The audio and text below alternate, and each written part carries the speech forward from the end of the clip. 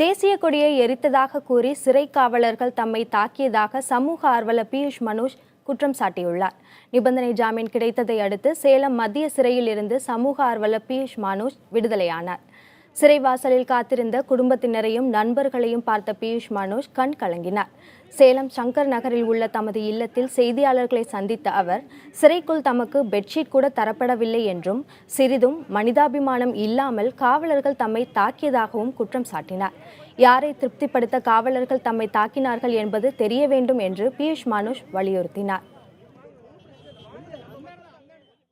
காலையில் வழியில் எந்திரிக்கும் போது ரொம்ப பகட்டம் என்ன ஆச்சுன்னா, வரவங்க போறவங்க எல்லாமே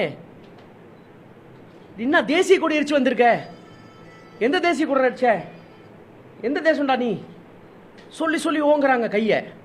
ஐயா எந்த தேசிய கொடி ஐயா? இது காலைல 6 மணிலிருந்து நடக்குது 8 வரைக்கும். 8 வரைக்கும் ஏன் மென்ஷன் பண்றேன்னா, 8 மணி வரைக்கும் பேப்பர் உள்ள வந்துருச்சு, நியூஸ் பேப்பர் வந்துருச்சு உள்ள. மீடியா மக்களுக்கு தேங்க்யூ, பேப்பர்ல போட்டது மேம்பாலம் பிரச்சனை தான் போட்டிருந்தது. ஸோ அப்போ அங்கேயே உள்ள டவுட், என்னடா மேம்பாலம் பிரச்சனை மட்டும் இருக்கு, தேசிய கொடி பற்றியே பேச்சு வரலன்ட்டு. என்னோட சூப்பரிண்டென்ட் சார் கிட்ட ஒரே ரிக்வஸ்ட் எனக்கு மீடியா மூலியமா, யாருக்காக நீங்க அடிச்சீங்க என்ன?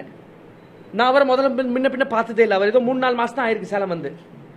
யாருக்காக இப்படி தாக்குனீங்க?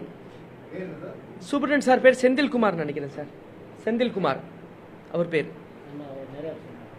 அவர் யாருக்காக தாக்குனார் கண்டிப்பா தெரியப்படணுங்க.